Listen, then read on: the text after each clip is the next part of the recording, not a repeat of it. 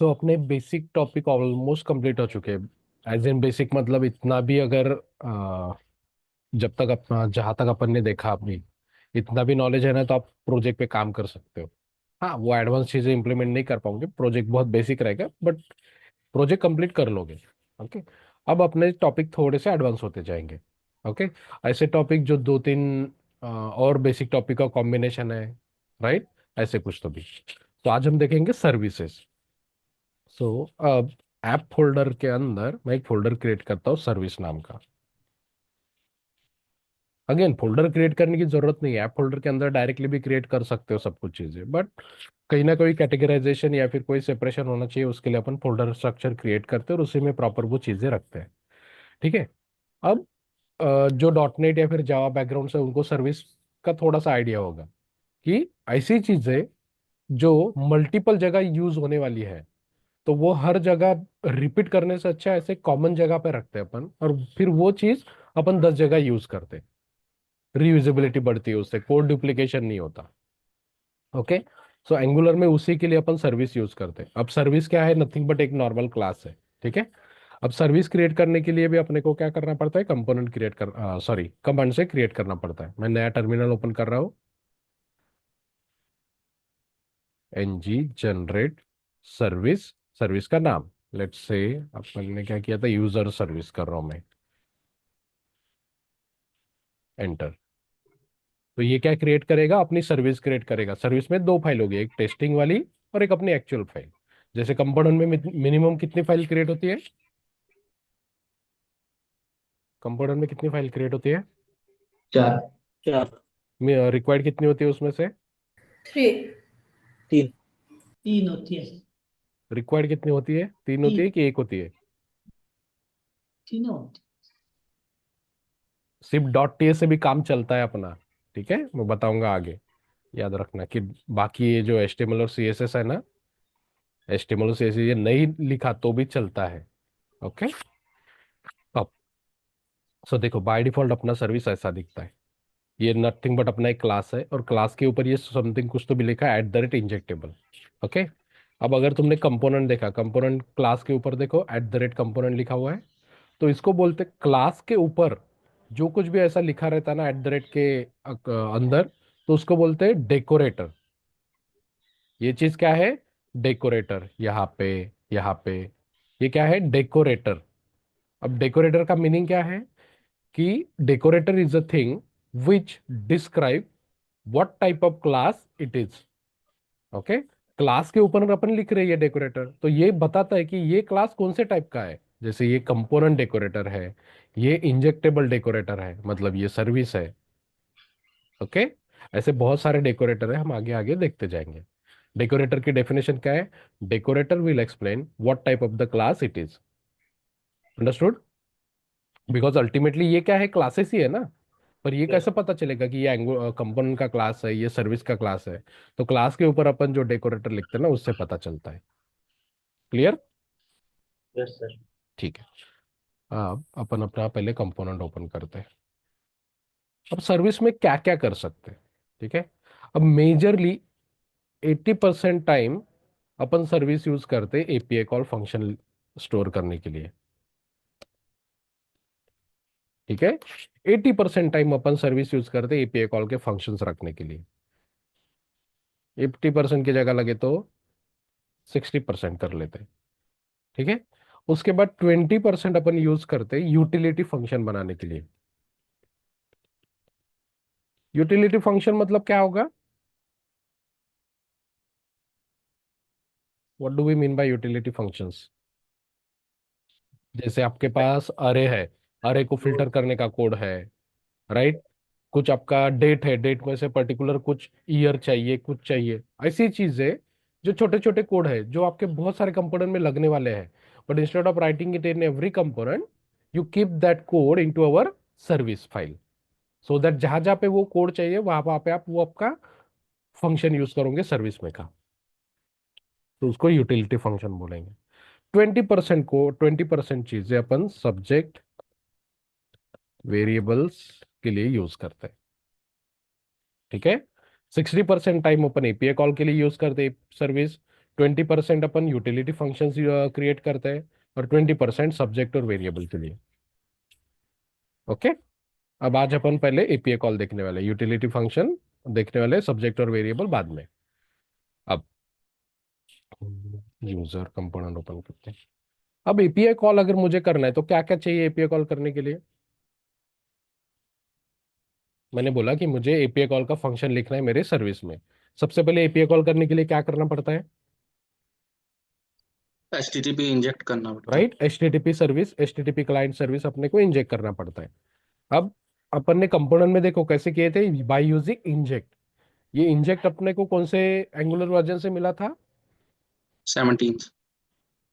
नहीं, इंजेक्ट कौन से वर्जन से मिला था मैंने बताया था ना, याद है किसी को?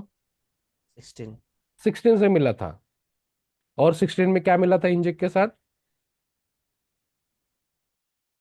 क्या नई चीजें आई थी 16 में? एरो फंक्शन और आर्थ गार्ड पहले क्या थे? सर्विसेज थे, अभी वो क्या बन गए? Arrow function. ये 16 वाला मैं दो बार क्यों बता रहा हूँ, क्योंकि ये इंपॉर्टेंट क्वेश्चन है, पूछते हैं लोग कि ये इंजेक्ट और एरो फंक्शन कहाँ से है, क्योंकि ये मेजर था।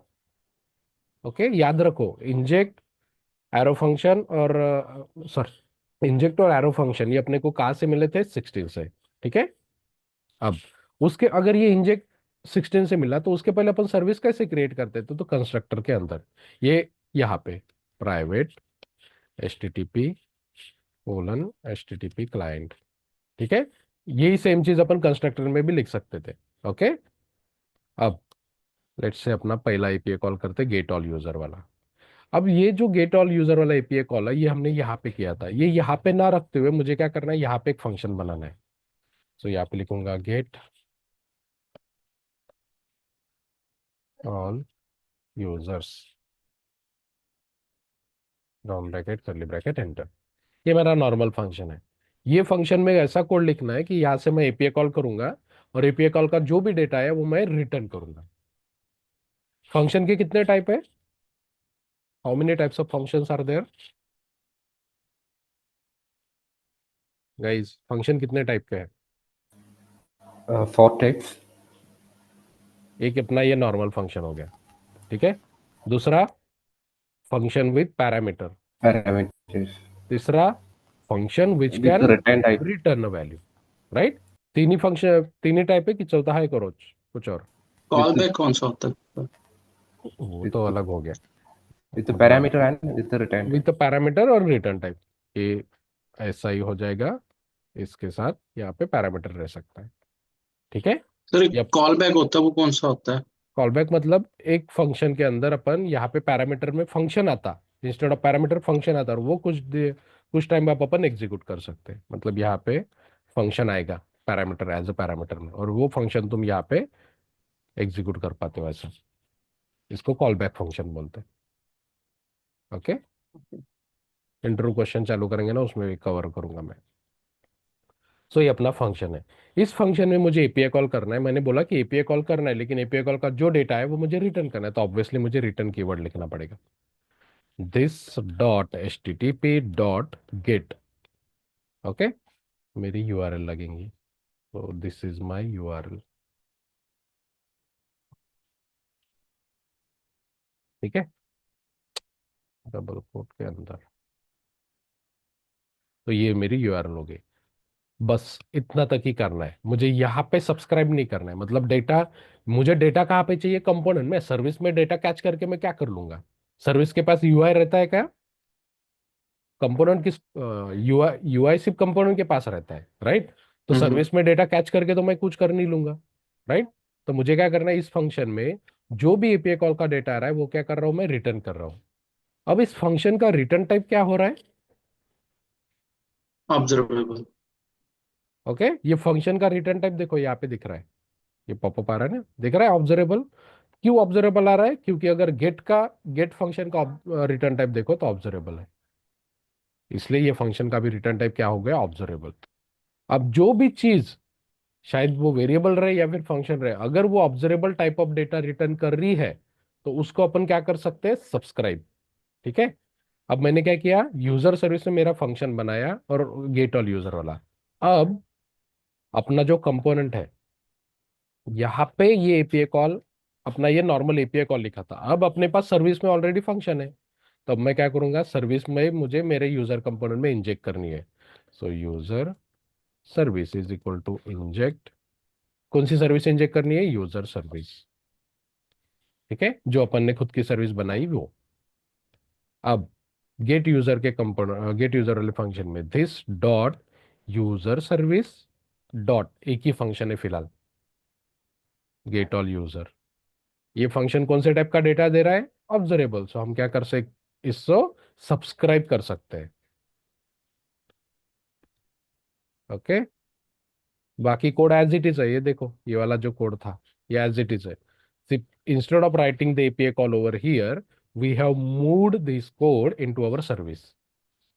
Okay, this dot user list is equal to res, ठीक है। अब मैं यहाँ पे डिबगर लगाता हूँ,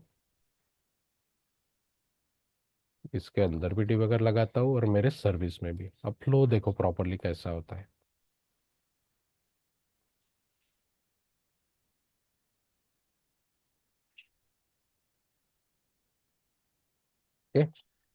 डिबगर ऑन करता हूँ अभी, अगर मैं यूजर पे गया, पहला फंक्शन कौन सा कॉल हुआ, ये डायरेक्टली गेट यूजर कॉल क्यों हुआ, क्योंकि एनजीओ यूनिट में अपन ने ये फंक्शन कॉल किया है, ठीक है। अभी एग्जीक्यूशन कहाँ पे अपना, यहाँ पे, जैसे ही यहाँ पे जाएगा तो ये क्या करेगा, सर्विस में का ये फंक्शन एग्जीक्यूट करेगा। देखो यहाँ से मैं कंटिन्यू कर रहा हूँ, आया यहाँ पे यूजर सर्विस में, कि अपन ने कंपोनेंट में यूजर सर्विस का ये फंक्शन कॉल किया, तो यहाँ पे आया, यहाँ से एपीआई कॉल होगा, एपीआई कॉल का जैसे ही रिस्पॉन्स आएगा अपना सब्सक्राइब एग्जीक्यूट होगा, देखो आया। अच्छा, यहाँ पे अपन ने रिजल्ट स्टोर किया, रिजल्ट डॉट डेटा करना पड़ेगा क्योंकि ऑब्जेक्ट आ रहा है ना। फ्लो समझा, फिर से एक बार करते के दिखाता हूँ। अपने कंपोनेंट में आए, अपन कंपोनेंट में क्या कर रहा हूं मैं, यूजर सर्विस में का ये फंक्शन कॉल कर रहा हूं, तो अभी वो यूजर सर्विस में वो फंक्शन पे जाएगा, आया यहाँ पे। यहाँ से अपना एक्चुअल एपीआई कॉल होगा, एपीआई कॉल होने के बाद जैसे ही रिस्पॉन्स आ गया, देखो अपना सब्सक्राइब एग्जीक्यूट हुआ, समझे। तो जो एपीआई कॉल अपन वहां पे कर रहे थे कंपोनेंट में, वो एपीआई कॉल का कोड अपन ने यहाँ पे मूव कर लिया।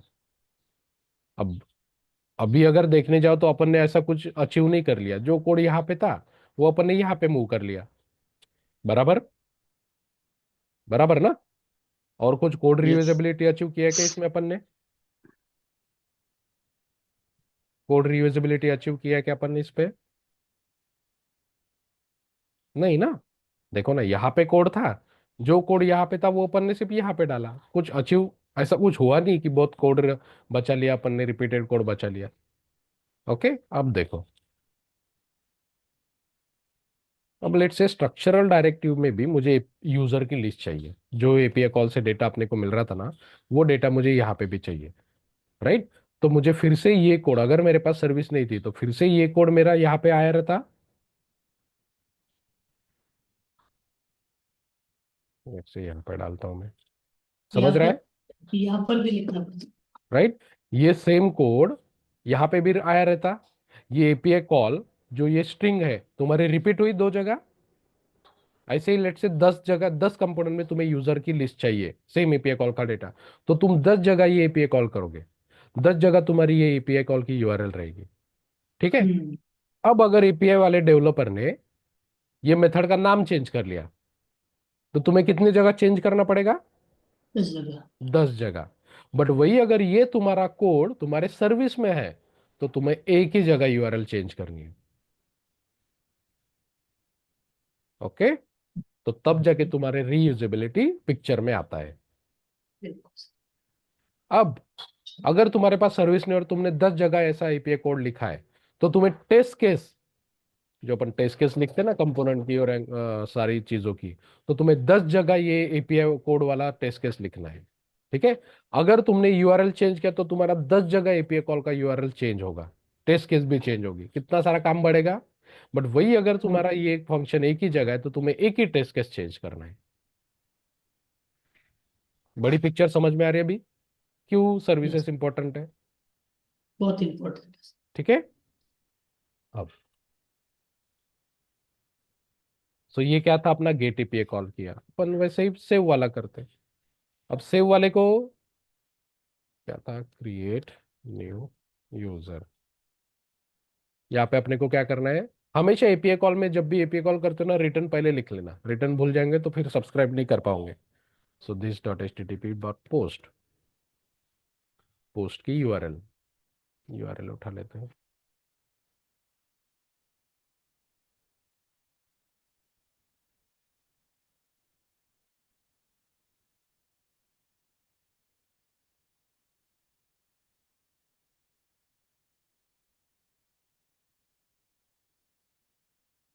ठीक है, अब पोस्ट एपीआई को क्या चाहिए, सिर्फ यूआरएल से काम चलेगा क्या? पोस्ट एपीआई को क्या भेजना पड़ता है? ऑब्जेक्ट। Object, right. तो अब ऑब्जेक्ट तो यहाँ पे है ही नहीं अपने पास, क्योंकि यूआई, यूआई का और वो सारी चीजें कहाँ पे, अपने कंपोनेंट में है। तो अपन जब ये फंक्शन कंपोनेंट से कॉल करेंगे ना, तो वहीं से अपन ऑब्जेक्ट भी भेजेंगे। ऑब्जेक्ट बोला नहीं, तो मैंने कौन सा बनाया, फंक्शन विद पैरामीटर, और जो ऑब्जेक्ट आएगा वो मैं यहाँ पे एज अ पैरामीटर भेज रहा हूँ। ठीक है, ये अपना पोस्ट वाला एपीआई कॉल हुआ। तो अब जो ये एपीआई कॉल जब अपन यहाँ पे लिखेंगे, ये अपना पुराना है, ठीक है, कमेंट कर रहा हूँ पुराना मैं, this dot user service dot, ये वाला फंक्शन कॉल करना है। इस फंक्शन को क्या चाहिए, object, object means nothing but this dot user object, जो अपने फॉर्म के साथ बाइंड किया होगा, राइट। यहाँ पे भी अपन ने ये भेज रहे थे वही। फिर आपका डॉट सब्सक्राइब का लॉजिक, अब डॉट सब्सक्राइब का लॉजिक में यहाँ से उठा लेता हूँ, वो सेम ही रहेगा, उसमें कुछ भी चेंज नहीं है।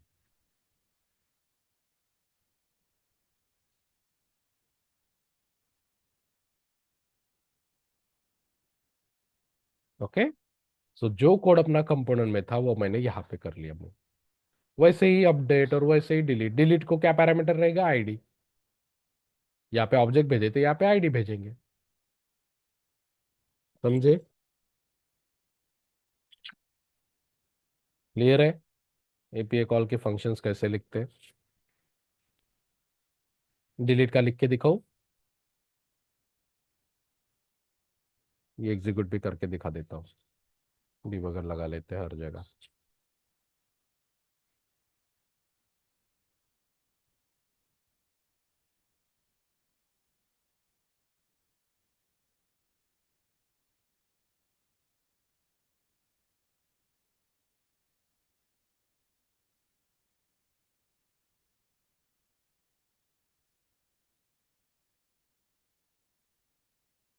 ठीक है, डेटा क्यों नहीं आया, कुछ एरर है? अच्छा, हाँ, ये एरर देखो, क्या बोल रहा है, new collection symbol iterator is not a function at user template, line number 413। User के टेम्पलेट में अपना कोड ब्रेक हो रहा है, प्रॉपरली देखो, हाँ।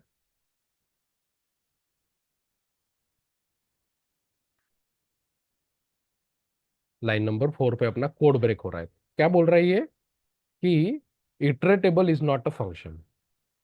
अब पहला जो अपना कोड था ना कंपोनेंट का, तो यहाँ पे अपन ने क्या किए थे, अपना एपीआई कॉल का डेटा किस में आ रहा था, एक्चुअली रिजल्ट डॉट डेटा, और यहाँ पे मैंने क्या स्टोर किया, अब रिजल्ट यूजर लिस्ट में क्या स्टोर्ड है अभी, ऑब्जेक्ट, क्योंकि रिजल्ट में क्या आ रहा था, वो ऑब्जेक्ट आ रहा था ना। तो यस, ऑब्जेक्ट पे फॉर डॉट लूप नहीं डाटा। चलेगा। ये जो फॉर लूप है ना, अगर कभी भी तुम एनजी फॉर रहे या फिर फॉर लो, और यहाँ पे जो तुमने वेरिएबल पास किया उसमें अगर ऑब्जेक्ट है, तो तुमको वो इटरेटेबल का एरर आएगा। ओके, क्योंकि ऑब्जेक्ट पे फॉर लूप नहीं चलेगा। अब जैसे ही ये मैं डेटा कर देता हूँ, तो मेरे पास प्रॉपरली अरे रहेगा, तो तब जाके डेटा दिखेगा तुम्हारा प्रॉपर, समझे? सो अगर कभी भी वो iterator is not a function आया, समझ लेना कि तुमने जहाँ कहीं पे फॉर लूप लगाया, और फॉर लूप में जो वेरिएबल पास किया ना, उसमें ऑब्जेक्ट गया है इंस्टेड ऑफ अरे। ओके, अब sir, in the case sir, means like data sir जो हमें मिल रहे ऑब्जेक्ट भी मिल रहे हैं, तो उसके केस में कैसे हैंडल करते हैं? नॉर्मल की वैल्यू पेयर से दिखाऊंगे, इंटरपोलेशन से। अगर मल्टीपल है डेटा, ऑब्जेक्ट सिंगल है कि मल्टीपल है? ऑब्जेक्ट सिंगल है जो भी हाँ, पेरेंट है, और हाँ, पेरेंट ऑब्जेक्ट में मल्टीपल, जैसा कि कीज है, राइट। पेरेंट। तो अपन हाँ, कीज कैसे एक्सेस करते हैं, ऐसे इंटरपोलेशन में। तो ये फॉर नहीं लूप नहीं मतलब, रहेगा। हम्म। हाँ एक कोड का मतलब जो ऑप्टिमाइज नहीं कर सकते क्या, जैसे रिएक्ट में कर सकते कि ऑब्जेक्ट डॉट मतलब उसको कन्वर्ट कर दे एरे, तो कर यहाँ सकते हैं, पे यहाँ पे भी सेम रिएक्ट में भी अपन कैसे करते हैं, ऑब्जेक्ट डॉट की एंट्रीज करके करते हैं और उसका अपने को अरे ऑफ ऑब्जेक्ट मिलता है, राइट। ऑब्जेक्ट डॉट एंट्रीज वाला फंक्शन जो कुछ रिएक्ट में कर सकते हो ना वो सब एंगुलर में कर सकते हो। अब अगर तुम्हारे पास ऑब्जेक्ट है और तुम्हें फिर से पूरा यूआई नहीं बनाना है की वैल्यू पेयर का, तुम्हें इटरेट करना है, जितने भी ऑब्जेक्ट में फील्ड होंगे उतना अपने आप यूआई बनने को होना, वही बोल रहे हो। हाँ मतलब क्या होता है, कभी कभी हमें जो डेटा मिलता है, अभी हमें हम्म। जो डेटा मिल रहा है वो एरे में ऑब्जेक्ट मिल रहा है, तो हम्म। कभी बाई चांस हमें अगर ऑब्जेक्ट मिल रहा डेटा है। जो मिल रहा है तो पूरा का पूरा ऑब्जेक्ट मतलब उसका जो पेरेंट है वो ऑब्जेक्ट है, तो हम्म। ऑब्जेक्ट में डेटा आ रहा है, तो हम्म। उसके केस में रिएक्ट में कैसे ऑब्जेक्ट डॉट टू कन्वर्ट मतलब एरे में कन्वर्ट करके हाँ, उसको इटरेट तो करते वही तो ऑब्जेक्ट तो डॉट यहाँ। एंट्रीज वाली मेथड है, जो अगर तुम्हारा ऑब्जेक्ट है तो उसमें से जो की वैल्यू पेयर डेटा है ना उसको अरे में कन्वर्ट करते देती है, फिर उस पे फॉर लूप चलाओ। ओके। सेम यहाँ पे भी वैसे ही। ओके। तो जब तुम्हें एपीआई कॉल मिला है तो उसमें से तुम पहले ऑब्जेक्ट ऑब्जेक्ट में से की वैल्यू पेयर का डेटा अरे में कन्वर्ट करोगे, फिर वो अरे पे फॉर लूप चलाओगे। Not it. यस। देखेंगे आगे, याद दिलाना मेरे को। हाँ, अभी अपने को क्रिएट करके देखना है।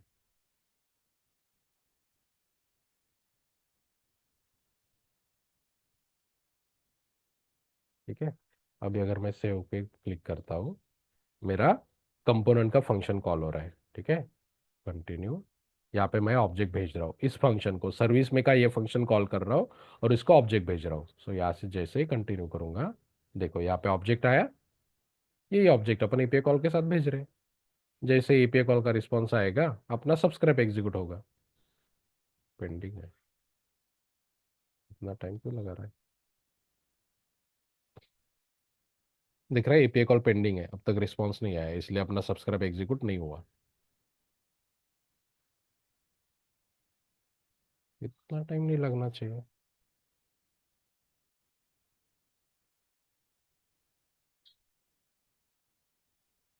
पापा मिट गया है क्या। नहीं, सर्वर स्टॉप हो गया।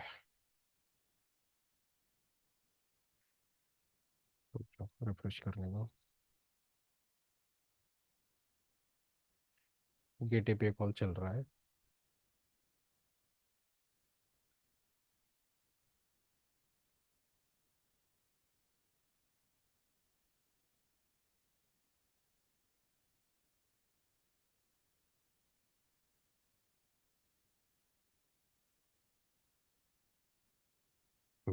ठीक है, आया क्रिएट यूजर का सब्सक्राइब, जैसे एपीआई कॉल सक्सेस हो गया अपना सब्सक्राइब एग्जीक्यूट हो गया। ठीक है। सो जैसा अपन वहां पे कर रहे थे वैसा सेम चीज अपना एपीआई कॉल के साथ भी हो रहा है। Okay, instead of writing API call into component we are writing that for code into our service. Clear है एपीआई कॉल के फंक्शन कैसे लिखना है।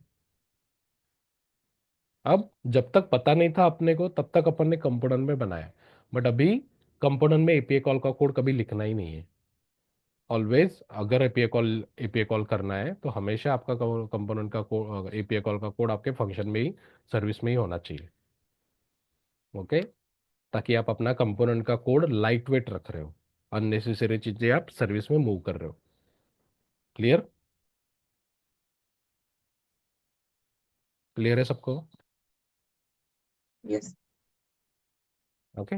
तो वैसे ही डिलीट का भी रहेगा, डिलीट को सिर्फ यहाँ पे क्या रहेगा, इंस्टेड ऑफ एनी आईडी रहेगी और यहाँ पे आईडी डायनामिक करोगे। Okay, one and the same thing. अब ये एपीआई कॉल वाले फंक्शन हो गए। अब यूटिलिटी फंक्शन दिखाता हूँ। अब यूटिलिटी फंक्शन ऐसा कंसिडर करके चलो कि तुम्हें सिंपल वाला बताता हूँ पहले। एडिशन वाला फंक्शन लिखना है, तुम्हें ऐसा फंक्शन लिखना है जो तुम्हें दो नंबर की एडिशन करके दे। या फिर ऐसा फंक्शन बनाना, एडिशन तो बहुत सिंपल, पहले सादा वाला बना। ऐसा फंक्शन बनाते हैं जो दो नंबर का एडिशन दे। ठीक है, मैं यहाँ पे क्या करूंगा, गेट नंबर, टू नंबर, ठीक है। ऑब्वियसली इसको कितने पैरामीटर रह गए फिर, कितने पैरामीटर रह गए यहाँ पे फिर? 2. पैरामीटर रहेगा ना, तो num1 colon number comma num2 colon number. ठीक है। अब इस फंक्शन में जब भी ये फंक्शन कॉल होगा अपन इसको दो पैरामीटर भेजेंगे, तो जो पैरामीटर आ रहे हैं उसकी अपने को रिजल्ट करना है, नंबर प्लस num2 रिटर्न कर रहा हूं मैं। अब इस फंक्शन को अगर मुझे मेरे कंपोनेंट में कॉल करना है, मैं एनवायरनमेंट पे कॉल कर रहा हूँ, यहाँ पे पहले डिबगर लिखता हूँ, constant result is equal to this dot user service dot sum of two number. इस फंक्शन को कितने पैरामीटर चाहिए, दो, 4, 8 कर रहा हूँ। फिर से डिबगर लगाता हूँ, सेव सेव,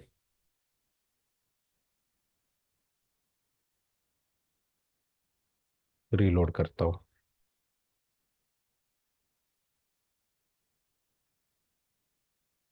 ठीक है, यहाँ पे आया। अब मैं क्या कर रहा हूँ, इस पे ये सर्विस में का ये फंक्शन कॉल कर रहा हूँ और कॉल करते वक्त 4 और 8 नंबर पास कर रहा हूँ। अब देखो मैंने यहाँ पे डिबगर नहीं लगाया, लेकिन यहाँ पे अगर हॉवर करता हूँ ना, तो देखो दिख रहा है। अब जैसे मैं इस पे क्लिक करता हूँ वो वहाँ पे चला जाएगा। यहाँ पे डिबगर लगा लिया मैंने, कंटिन्यू। देखो आया num1 में 4, num2 में 8 आया, वो एडिशन करेगा और जो भी एडिशन है वो रिटर्न करेगा। तो देखो रिजल्ट में तुम्हें 12 मिला। ये एकदम बेसिक एग्जांपल था यूटिलिटी फंक्शन का। ओके। अब तुम्हें ओवरऑल द प्रोजेक्ट कहीं पे भी दो नंबर की एडिशन चाहिए तो तुम क्या करोगे, ये फंक्शन कॉल करोगे। ऑब्वियसली प्रोजेक्ट में एडिशन का नंबर, एडिशन का फंक्शन नहीं रहेगा, फंक्शन प्रॉपर रहते हैं अपने। अरे फिल्टर करना है, अरे में से लेंथ चाहिए, फाइंड करना है, फिल्टर करना है, कुछ स्ट्रिंग है उसमें से एक्सट्रैक्ट करना है, बहुत सारे फंक्शन रहते हैं अपने। तो वो ऐसे फंक्शन अपन क्या करते हैं, यूजर सर्विस में रखते हैं, यूटिलिटी फंक्शन। क्लियर है? सर्विस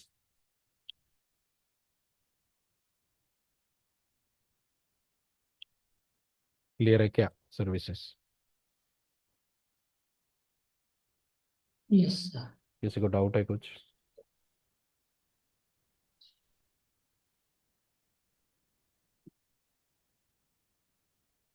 उसमें और अपन सब्जेक्ट, बिहेवियर सब्जेक्ट, ये सारी चीजें करते हैं, लेकिन वो मैं थोड़ा सा बाद में बताऊंगा। सर और क्या यूज होता है सर्विस यूज करना? अपन ने जो रिएक्टिव फॉर्म वगैरह नहीं किए यहाँ पे क्रिएट किए थे डॉट टीएस में, किधर गया, वेंडर में किए थे ना, ये रिएक्टिव फॉर्म अपन ने यहाँ पे किए थे ना, instead of creating over here, ये भी हम अपन सर्विस में मूव कर सकते हैं। अब ब्लैक आउट, हम्म, ब्लैक आउट। सॉरी, आवाज ये हो रही है।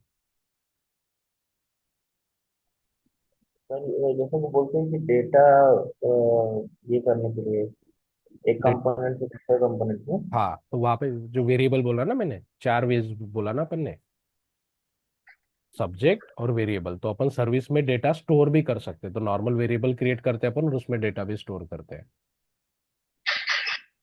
ये सारी चीजें अपन कर सकते हैं। सर एक फंक्शन ऐसा बना सकते हैं क्या जो मतलब अगर हमारा ईपीए कॉल है हम्म। तो मतलब पोस्ट के केस में अगर हम यूजर्स सेव करते हैं तो बाय चांस वहाँ पे कुछ एरर आ रहा है मतलब मैसेज में, तो उसका फंक्शन यहाँ पे जो हाँ, ओवरऑल ऑल दैट ओवरऑल चलता लेट से एपीए कॉल है, एपीए कॉल में कितने कितने एरर आ सकते हैं?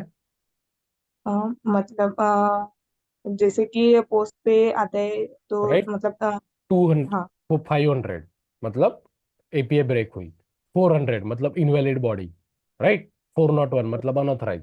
तो ये हर जगह लिखना पड़ेगा। तो वो हर जगह लिखने से अच्छा वो कोड तुम यहाँ पे लिख सकते हो। तो नहीं क्या, अपन जो एरर ब्लॉक लिख रहे थे यहाँ पे तुम वो कोड लिखोगे, तो उससे अच्छा हर जगह लिखने से अच्छा यहाँ पे लिखा था ना अपन ने कहीं पे, ये ऐसा कोड नहीं क्या, तो हर जगह एरर ब्लॉक का कोड यहाँ पे लिखने से अच्छा वो ऐसा फंक्शन बनाओ और उसको ये पूरा एरर वाला ऑब्जेक्ट दे दो और वो कोड यहाँ पे लिखोगे।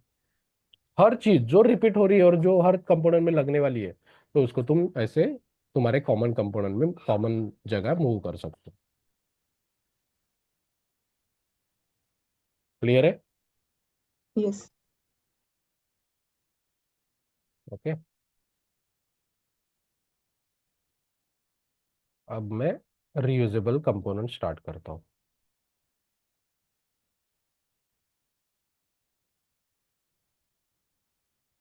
ठीक है। अब अपन ने जो अभी तक कंपोनेंट बनाए, तो वो क्या, वो ऐसे काम कर रहे थे। अपन ने कंपोनेंट बनाए, उसका राउट क्रिएट किए, और उसके बाद अपन ने उसको एक्सेस किए। ठीक है। अब रीयूजेबल कंपोनेंट मतलब ऐसा कुछ HTML का कोड है जो आपके बहुत जगह यूज होने वाला है। ऐसा कुछ HTML का कोड है जो आपका हर एक कंपोनेंट में यूज होने वाला है। ओके। जैसे अभी बूटस्ट्रैप का अलर्ट बॉक्स दिखाता हूँ।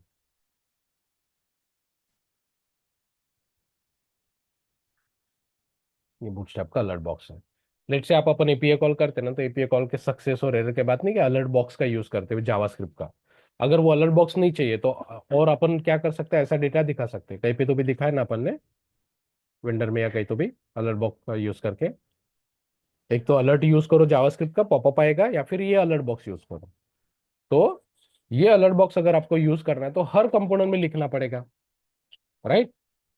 जहां पे भी आपको एरर और सक्सेस दिखाना है या फिर वार्निंग दिखाना है, तो हर कंपोनेंट में आप ये लिखोगे। Instead of writing this in every component, फिर से जैसे सर्विस का काम क्या था, रीयूजेबल चीजें अपन एक जगह लिखते थे, वो कोड स्पेसिफिक हो गया। अभी HTML वाला मतलब HTML कोड अगर रिपीट हो रहा है आपका, तो वो अगर आपको एक जगह रखना है, तो उसके लिए अपन क्या करते हैं, रीयूजेबल कंपोनेंट क्रिएट करते हैं। ठीक है। अब रीयूजेबल कंपोनेंट, ये बाकी अब तक आपको जो कंपोनेंट का पता है वैसा ही है, ऐसा और कुछ डिफरेंस नहीं है। बट उसमें थोड़ी सी चेंज होती है। रीयूजेबल कंपोनेंट का अपन राउट नहीं क्रिएट करते, कर सकते लेकिन करते नहीं है। ये एक इंटरव्यू क्वेश्चन आता है कंफ्यूज करने के लिए, कि रीयूजेबल कंपोनेंट का राउट क्रिएट होता है क्या। ऑब्वियसली इट्स अ कंपोनेंट, सो राउट तो क्रिएट होगा ही, बट फिर उसका मीनिंग क्या बचा रीयूजेबल का। तो ये सिर्फ क्वेश्चन आपको कंफ्यूज करने के लिए होता है। अपने कंसेप्ट पे स्टिक करके रहने का, कंपोनेंट है तो राउट तो क्रिएट होगा ही, राइट। कंपोनेंट के अंदर तुम क्या लिख रहे हो उसके हिसाब से वो चेंज होता है कि ये रीयूजेबल है कि नॉर्मल कंपोनेंट है, राइट। तो राउट में तो थोड़ी पता चलेगा ना, यहाँ पे तो आप सिर्फ कंपोनेंट का क्लास नेम दे रहे हो, वहां से कैसे पता चलेगा उसके अंदर क्या लिखा है। तो राउट तो क्रिएट होगा ही, बट उसका यूज नहीं हो पाएगा फिर उस कंपोनेंट का वैसे। ठीक है। नॉर्मली अपन करते नहीं है, बट ऐसे भी कई कई कंपोनेंट होते हैं जो रियूजेबल भी होते हैं और उसको इंडिविजुअली भी अपन यूज कर सकते हैं राउटिंग में भी। ठीक है। अब ऐप फोल्डर के अंदर मैं और एक फोल्डर बनाता हूँ रियूजेबल नाम का।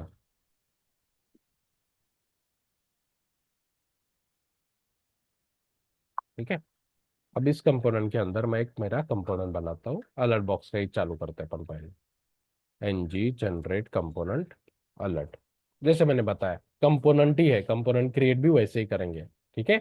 उसके अंदर लॉजिक क्या लिखेंगे उसके ऊपर वो रियूजेबल है कि नहीं वो डिपेंड होता है, नहीं तो कंपोनेंट कंपोनेंट ही होता है। ठीक है। अब ये अपना HTML हो गया। अब अपना जो ये बूटस्ट्रैप का कोड था, अलर्ट बॉक्स का जो भी कोड होगा वो उठाते हैं। ये बूटस्ट्रैप का अलर्ट बॉक्स है, उसको कॉपी करता हूँ और ये मैं यहाँ रखता हूँ। ठीक है। तो मैंने क्या किया, अलर्ट कंपोनेंट क्रिएट किया, अलर्ट कंपोनेंट के HTML मैंने मेरा अलर्ट बॉक्स का HTML का कोड डाल दिया। अब अगर मुझे मेरे एप्लीकेशन में कहीं पे भी अलर्ट दिखाना है, तो मैं क्या करूंगा। अब जैसे यहाँ पे अपन ने किया था ना, ये देखो अलर्ट बॉक्स यूज किया था। अब ये अलर्ट बॉक्स की जगह मैं क्या करूंगा, मेरा कंपोनेंट यूज करूंगा ऐप अलर्ट। ठीक है। ऑटोमेटिकली इंपोर्ट आ गया होगा, देखो कंपोनेंट का इंपोर्ट आ गया। ठीक है। यहाँ पे यूज किया मैंने। उसके बाद वेरिएबल कंपोनेंट, सॉरी क्या अपना यूजर,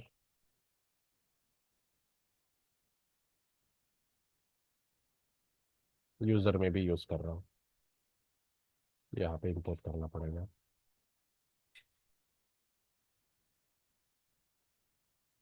ये समझा ना, वेंडर में मैंने डायरेक्टली लिखा तो वो ऑटोमेटिकली आ गया, बट यूजर कंपोनेंट में मैंने डायरेक्टली कॉपी पेस्ट किया तो ऑटोमेटिकली नहीं आया था, तो मुझे ऐड करना पड़ा। ओके। सेव। अभी अगर तुम दोनों कंपोनेंट देखोगे, देखो यहाँ पे भी अलर्ट दिख रहा है, यूजर में और वेंडर में भी दिख रहा है, रियूजेबल हो गया। ओके। क्योंकि ये सेम अलर्ट बॉक्स मैंने दो कंपोनेंट, मतलब दो कंपोनेंट में मैंने मेरा दूसरा कंपोनेंट यूज किया है। पैरेंट कंपोनेंट मेरा यूजर यूजर के पेज में हो तो पैरेंट कंपोनेंट यूजर हो गया, चाइल्ड कंपोनेंट मेरा अलर्ट कंपोनेंट हो गया। वेंडर में गया तो पैरेंट कंपोनेंट वेंडर है और चाइल्ड कंपोनेंट कौन सा है, अलर्ट बॉक्स। पैरेंट और चाइल्ड क्लियर है, पैरेंट और चाइल्ड क्लियर है। यस। जिस कंपोनेंट में मैं मेरा कंपोनेंट रेंडर कर रहा हूं by using it selector, okay. अभी अगर देखो यहाँ पे लाइन नंबर 32 पे मैंने मेरा पैरेंट कंपोनेंट डाला है, सॉरी अलर्ट कंपोनेंट डाला है, तो यूजर कंपोनेंट पैरेंट हो गया और ये चाइल्ड हो गया। वैसे ही वेंडर में अलर्ट बॉक्स चाइल्ड हो गया और ये वेंडर मेरा पैरेंट हो गया। क्लियर, पैरेंट और चाइल्ड। अब दोनों जगह अगर देखो यूजर में और वेंडर में, तो हर जगह ये मैसेज स्टैटिक ही दिख रहा है, राइट। तो फिर ये रियूजेबल हुआ क्या, सेम सेम ही डेटा दिखा रहे हैं अपन, राइट। हाँ ठीक है, ये बोलोगे कि तुम ये एचटीएमएल वाला जो कोड था अलर्ट कंपोनेंट में जो रखा अपन ने, वो दो जगह ना लिखने से अच्छा अपन ने एक जगह पे रख दिया, बट ऐसा यूआई बचा लिया अपन ने, बट रीयूजेबल नहीं हुआ अब तक। अब रीयूजेबल कैसे होगा कि हर कंपोनेंट में ये जो मैसेज दिख रहा है ये मैं डायनामिकली सेंड करते आना चाहिए, तब जाके ये एक्चुअली रीयूजेबल होगा ना।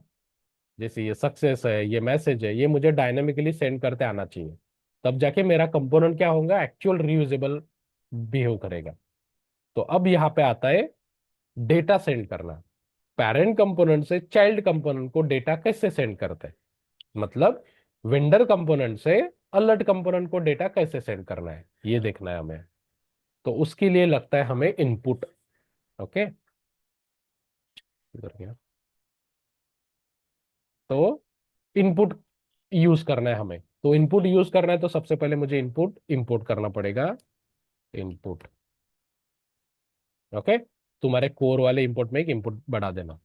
उसके बाद नॉर्मल प्रॉपर्टी होती है, इनपुट मतलब सादा variable, let's say alert type colon string by default enter, ये नॉर्मल वेरिएबल हो गया, ठीक है। और एक वेरिएबल लेता हूं alert message string is equal to by default enter. Sir hmm, म्हणजे हे आपण हे इम्पोर्ट डेकोरेटिव्ह मध्ये नाही हे नाही नाही, केलं, इम्पोर्ट इम्पोर्ट इम्पोर्ट केलं. वरती वरती इम्पोर्ट आपण कुठे करतो, डेकोरेटर मध्ये नाही, वरती हा ना, हा. ओके। तो हम्म. हमने क्या किया, दो वेरिएबल क्रिएट किए, अलर्ट टाइप और अलर्ट मैसेज। अब अलर्ट कंपोनेंट में दो वेरिएबल है, इन वेरिएबल को अगर मुझे डेटा पास करना है, और यही वेरिएबल मैं क्या करूंगा, जो यहाँ पे स्टैटिक चीजें थी ना यहाँ पे डायनामिक कर देता हूँ इंटरपोलेशन से, मतलब वेरिएबल में जो डेटा रहेगा वो मैं यहाँ पे दिखाऊंगा इंस्टेड ऑफ स्टैटिक, ठीक है। पहले यहाँ पे क्या था, स्टैटिक मैसेज था, अब वो डायनामिक हो गया क्योंकि वेरिएबल से जो डेटा आएगा वो दिखेगा, राइट। अभी अगर मैं देखूंगा तो कुछ भी नहीं दिखेगा, देखो एम्प्टी है, ओके। तो अब मुझे क्या करना है, ये जो वेरिएबल है इनको डेटा पास करना है, लेकिन कहां से, पैरेंट कंपोनेंट से। तो अब पैरेंट कंपोनेंट से चाइल्ड कंपोनेंट को डेटा सेंड करना है, चाइल्ड कंपोनेंट के वेरिएबल को, तो मुझे इन वेरिएबल को कन्वर्ट करना है इनपुट में। सो इन वेरिएबल के आगे लिखो @input राउंड ब्रैकेट, ठीक है। अब देखो मैंने क्या किया, अलर्ट टाइप के आगे इनपुट लिखा है। अब यहाँ पे देखोगे ना, दिख रहा है अलर्ट टाइप आ रहा है सजेशन में, कंट्रोल स्पेस दबाओ तो अलर्ट मैसेज नहीं आ रहा है, सिर्फ अलर्ट टाइप आ रहा है, कंट्रोल स्पेस दबाता हूं तो, ठीक है। अब अगर मैं ये यहाँ पे भी @input लगा देता हूं तो ये भी दिखना चालू हो जाएगा, दिख रहा है दोनों। तो जब तक तुम तुम्हारे रीयूजेबल कंपोनेंट के चाइल्ड कंपोनेंट के वेरिएबल के आगे इनपुट नहीं लगाओगे, तब तक तो वेरिएबल बाहर एक्सेस नहीं होंगे। उन वेरिएबल को बाहर दूसरे कंपोनेंट में एक्सेस करना है, मतलब डेटा भेजने के लिए, तो तुमको उसके आगे क्या लिखना है, @input, तब जाके ये वेरिएबल तुम बाहर एक्सेस कर पाते हो। सो डेटा कैसे पास करना है, प्रॉपर्टी बाइंडिंग से, ऐसा सिंगल कोट में अपना मैसेज भेजो अलर्ट टाइप, लेट से अपन कहाँ पे, वेंडर में, तो यहाँ पे मैं सक्सेस भेज रहा हूँ, alert message is equal to, ऐसे भी भेज सकते हो। अलर्ट मैसेज में क्या आ गया, वेलकम टू वेंडर पेज। ठीक है, अभी देखो वेंडर कंपोनेंट में मैंने क्या किया, मेरे दोनों इनपुट को डेटा सेंड किया है, अलर्ट टाइप को और अलर्ट मैसेज को। अभी अगर मैं वेंडर कंपोनेंट में जाता हूँ तो देखो दिख रहा है success welcome to vendor page. अभी अगर मैं यूजर पेज पे गया तो यूजर पेज पे कुछ भी नहीं दिख रहा, क्योंकि यूजर कंपोनेंट से मैंने इस कंपोनेंट को कुछ डेटा भेजा है क्या? नहीं, और बाय डिफॉल्ट वो वेरिएबल में कुछ भी डेटा नहीं है, तो एम्प्टी एम्प्टी दिख रहा है।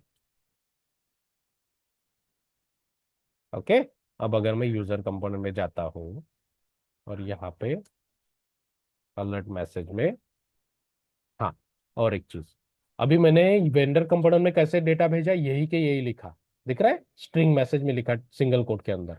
बट ऐसा हो सकता है वेरिएबल में तुम्हारा डेटा मिल रहा है, वो भी भेज सकते हो। तो मैं भी यूजर कंपोनेंट में एक वेरिएबल बनाता हूँ, my message is equal to this is user page.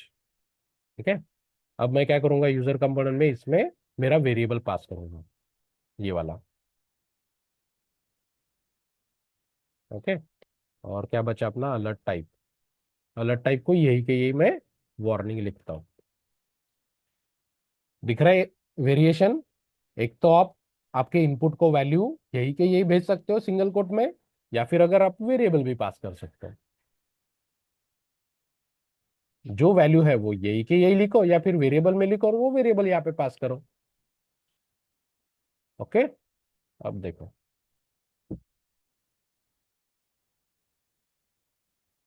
देखो यूजर कंपोनेंट में वार्निंग आया और यूजर पेज आया, वही अगर वेंडर में गया तो सक्सेस और वेलकम टू वेंडर पेज आया। मतलब आपका सेम कंपोनेंट दूसरे दूसरे कंपोनेंट में अलग अलग डेटा दिखा रहा है। जिस कंपोनेंट में यूज कर रहे हो अलर्ट कंपोनेंट, वहां से जो डेटा सेंड कर रहे हो वो डेटा दिखा रहा है वो। क्लियर है? अलर्ट कंपोनेंट मैंने दो जगह यूज किया, यूजर कंपोनेंट में और वेंडर कंपोनेंट में।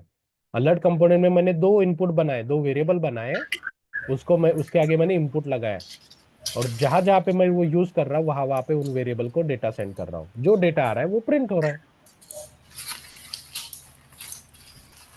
क्लियर? Yes sir. यहाँ पे जो हमें एपीआई से भी जो यूजर मैसेज या सक्सेस मैसेज मिलते हैं हाँ, वो भी हम वो यहाँ पे कर दो, इसलिए तो मैंने ये वेरिएबल वाला केस बताया। ओके, उसको राइट, स्टाइल कैसे अप्लाई करेंगे हाँ, मतलब? जैसे ये माय मैसेज है, नॉर्मली क्या करोगे, एपीआई कॉल से जो मैसेज आता है वो तुम इसमें स्टोर कर दोगे। यहाँ पे जो ऐसा अपन ने अलर्ट में दिखाया था ना, ये तुम अपने वेरिएबल में स्टोर कर दोगे, तो वो डायनेमिकली तुम्हारे इधर दिख जाएगा। ओके, और अगर देखो यहाँ पे सक्सेस आ रहे तो हमें वो मतलब जो उसका बैकग्राउंड गाइस मैं ग्रीन दिखाना है, और तुमको अगर एरर के केस में आ रहे तो उसको रेड दिखाना है, तो वो स्टाइल कहाँ पे अप्लाई कर सकते हाँ वो दिखाता हूँ। अब अपने को पता चल रहा है अभी क्या हो रहा है, अगर सक्सेस भी है तो भी ये ग्रीन ही दिख रहा है, राइट, और वार्निंग है तो भी ग्रीन दिख रहा है, तो ये वार्निंग है तो वो येलो, डेंजर है तो रेड, ऐसा कलर भी चेंज होना चाहिए ना इसका, राइट। अलर्ट बॉक्स का कलर भी चेंज होना चाहिए, यहाँ पे देखोगे तो देखो कलर है ना, अलग अलग कलर है ना। तो ये कलर कैसे डायनामिक करेंगे, तो उसके लिए अपने को कुछ तो भी फिक्स करना पड़ेगा कि अगर अलर्ट टाइप में कौन सी वैल्यू आ सकती है, तो ये वैल्यू अपन यहाँ पे यूज करेंगे। तो ये अपना स्टैटिक क्लास हो गया, इसको अपने को डायनामिक करना है, तो इसको मैं रिमूव करता हूँ, यहाँ पे यूज करूंगा एनजी क्लास। एनजी क्लास मतलब डायनामिक क्लास लगाना है, तो एनजी क्लास यूज करेंगे। उसके बाद यहाँ पे प्योर ब्रैकेट राउंड ब्रैकेट में एनजी क्लास इक्वल टू, अभी अगर लेट से मैं फिलहाल दो ही सिनेरियो कंसिडर कर रहा हूँ कि सक्सेस और डेंजर, तो अगर अलर्ट टाइप में क्या आया है, सक्सेस वैल्यू आई है, तो ये क्लास, अदरवाइज ये क्लास, अलर्ट सक्सेस, यहाँ पे रह जाएगा डेंजर। ठीक है, अभी मैं सिर्फ दो ही सिनेरियो कंसीडर कर रहा हूँ कि मैं अलर्ट टाइप में कौन से अलर्ट भेजूंगा, एक तो सक्सेस या फिर डेंजर। ठीक है, तो देखो यहाँ पे अपन ने यूजर कंपोनेंट में डेंजर की वार्निंग की जगह में डेंजर भेज रहा हूँ, और वेंडर कंपोनेंट में सक्सेस। ठीक है, अब अकॉर्डिंग टू अलर्ट टाइप अपने अलर्ट बॉक्स का कलर भी चेंज होगा। स्पेलिंग मिस्टेक किया अपन ने कहीं तो भी। SUCCESS बराबर तो है ना? Danger button. देखो डेंजर है तो रेड आया, वेंडर में जाएंगे तो ग्रीन आया। डायनामिकली क्लास लगा दिया अपन ने। क्लियर? ऐसा ना करते हुए लेट से तुमको क्लास ही डायनामिक भेजना है तो तुम और एक वेरिएबल क्रिएट करोगे क्लास का नाम, और जो क्लास का नाम आएगा वो तुम यहाँ पे दिखा दोगे। That is also possible. Okay, यहाँ पे और भी मल्टीपल लेकर लगा सकते हैं, बट वो बाद में बताऊंगा। एक एनजी क्लास और तरीके से भी यूज कर सकते हैं। ओके, सो पेरेंट कंपोनेंट से चाइल्ड कंपोनेंट में डेटा सेंड करना है तो हम कैसे कर सकते हैं? Using input. पहले तुम्हारे चाइल्ड कंपोनेंट में इनपुट क्रिएट करोगे, फिर पेरेंट कंपोनेंट में जहां पे तुम सिलेक्टर यूज कर रहे हो वहां पे ऐसे डेटा सेंड कर सकते हो। एक तो एज अ प्रॉपर्टी बाइंडिंग करो या फिर डायरेक्टली ऐसे भी कर सकते हो। अंडरस्टूड? तुम यहाँ पे यही के यही स्ट्रिंग में डेटा लिख सकते हो, इसलिए मैंने डबल कोट के अंदर सिंगल कोट लिखा। ओके, या फिर तुम्हारे वेरिएबल का भी डेटा यहाँ पे पास कर सकते हो, वेरिएबल में जो डेटा मिल रहा है वो भी। अंडरस्टूड? यस। तो ये बहुत बेसिक एग्जांपल है रियूजेबल कंपोनेंट का। अपना रियूजेबल टेबल होता है, रियूजेबल टेक्स्ट बॉक्स होता है, रियूजेबल ड्रॉप डाउन होता है, सारी चीजें जो भी रिपीट हो रही है वो सब कुछ, इवन कार्ड आल्सो। ये दिख रहा है लेबल और टेक्स्ट बॉक्स, लेबल और टेक्स्ट बॉक्स हर जगह रिपीट हो रहा है। ये कोड दिख रहा है, ये हर जगह रिपीट हो रहा है। जहां जहां पे वैलिडेशन, ये भी जो भी कोड रियूजेबल रिपीट हो रहा है उसको अपन रियूजेबल कर सकते हैं, मूव कर सकते हैं रियूजेबल कंपोनेंट में। ठीक है, फिलहाल मैंने बहुत बेसिक एग्जांपल दिखाया। अपन ये जो बाकी जो मैंने बनाया ना, ये वैलिडेशन वाला, अपना टेबल, जो अपन ने टेबल बनाते हर जगह अपने को ये टेबल TRTD लिखना पड़ता है। तो दिखा अपन ने टेबल, वेंडर में टेबल दिखाया क्या? हाँ, ये जो टेबल वाला कोड है हर जगह ये इतना बड़ा ब्लॉक एग्जीक्यूट रिपीट होता है। उससे अच्छा ही कॉलम का अरे भेज दो, डेटा भेज दो, डायनामिक टेबल वो भी क्रिएट होता है अपना। वैसे ही कार्ड भी डायनामिक क्रिएट होता है। नॉर्मली जब अपन प्रोजेक्ट पे काम करते हैं ना, अगर तुमने PR किसी टास्क पे काम कर रहे हो, लेट से तुमने PR रेस किया, तुमने 2-3 कंपोनेंट में काम किया उस PR में और हर जगह सेम सेम कोड दिख रहा है, तो तुम्हारा TL बोलता है कि भाई दो जगह भी अगर कोड है तो भी उसको रियूजेबल कंपोनेंट में मूव कर दो, सेम सेम कोड है।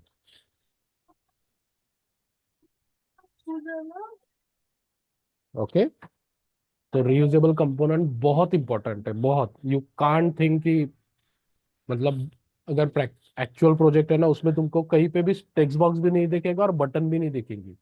सारी चीजों के रियूजेबल कंपोनेंट होते हैं। बड़े बड़े प्रोजेक्ट में बटन भी तुमको बनाने के लिए नहीं बोलते, बटन का रियूजेबल कंपोनेंट बना हुआ है वही यूज करो बोलते।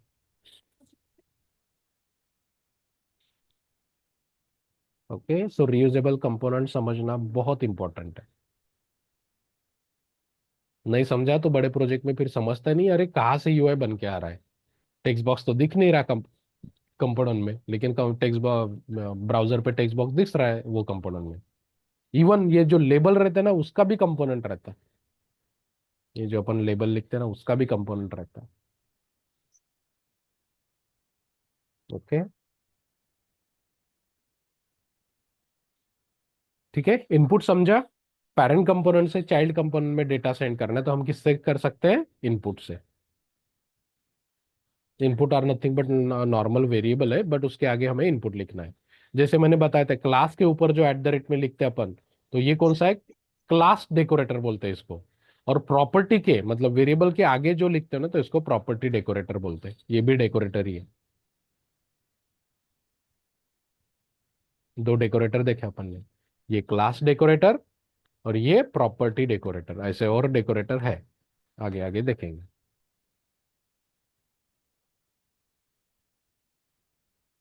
ठीक है, किसी को कुछ डाउट है? जैसे मैंने बताया अभी थोड़ा सा अपन एडवांस जाएंगे, अब तक जो था बहुत बेसिक था। ओके, जो लोग पहली बार एंगुलर पढ़ रहे हो, मेक श्योर प्रैक्टिस कर रहे हो, नहीं तो ये सारी चीजें मैं बताता हूँ तब बहुत इजी लगती है, प्रोजेक्ट चालू करेंगे तब नहीं ध्यान में आता, फिर लिंक नहीं लगती अगर रोज की प्रैक्टिस नहीं है तुम्हारी तो। दिन भर लेके बैठते जाओ, जो भी फ्री है, जिनका जॉब नहीं है, जो भी कॉलेज नहीं है, दिन भर यही लेके बैठते जाओ। जो भी अपने टॉपिक है उसके इंट्रो क्वेश्चन ढूंढो, क्या क्या और कर सकते, गूगल करो, चैट जीपीटी करो, जितनी इंफॉर्मेशन और पता कर सकते हो पता करो। अपने टास्क तो है ही, मेरे को अभी तक किसी ने टास्क के लिए पूछा ही नहीं, सबको सब टास्क हो गए होंगे ऐसा भी नहीं है। बहुत सारे ऐसे टास्क है जहाँ पे मेरी हेल्प लगती ही है, बट आप में से कोई कर नहीं रहा है, ये मेरे को भी समझता है, हर बैच का यही रोना है। जो जॉब वाले हैं उनका मैं समझ सकता हूँ, उनको जरूरत नहीं रहती, लेकिन जो फ्रेशर है वो भी नहीं करते। सर इंक्वायरी वाला जो मॉडल है ना वो मैं बना रहा हूँ देख देख के, उसमें हाँ। भी प्रॉब्लम आ रही है, शॉर्ट आउट तो हो रही है। हम्म। कहीं कहीं ये लाइन रेड लाइन आ जाती है, ग्रीन लाइन आती है, वो समझ में नहीं ग्रुप में डाला करो ना, कोई ना कोई बता देगा। है। अच्छा, बाकी लोग वर्किंग है ना, कोई ना कोई बता देगा, या फिर मैं ही बता दूंगा। ये ओके। समझ में तो आ रहा है प्रैक्टिकल। हम्म। ठीक है, किसी को कुछ डाउट है, अदरवाइज स्टॉप करते हैं आज के लिए। Hello sir. हाँ। हमने आपने बोले थे जो एपीआई एरर आता है, जो रेस्पॉन्स रहता है, एरर का रेस्पॉन्स जो 4 नॉट है, 400 है, 500 है, हम्म। तो ठीक है। अगर जीरो आया तो जो जैसे अननोन एरर आता है उसको रीजन नहीं, कैसे अननोन करेंगे? अननोन कैसे आएगा? एपीआई कॉल से limited number of he error है, 400 500 ऐसा कुछ भी नंबर नहीं है, फिक्स है वो नंबर। तो उसी के अकॉर्डिंग अपन कोड लिखते हैं। एपीआई कॉल वाले जीरो नहीं भेज सकते, चाहे वो डॉट नेट रहे, जावा रहे, शेयर पॉइंट रहे, पाइथन रहे, एरर फिक्स है। ओके। ओके, ऐसा रैंडमली कोई भी नहीं आया, अगर वैसा है तो फिर कुछ ना कुछ तो यूनिफॉर्मिटी चाहिए ना, राइट? तो जी एरर, नंबर ऑफ एरर जो नंबर है वो फिक्स जी है। जी। नहीं सर, क्या है ना, मैंने एक लॉगिन फॉर्म बनाया है। जब मैं हम्म। क्लिक करता हूँ हम्म। वहां पे ये एरर आता है कि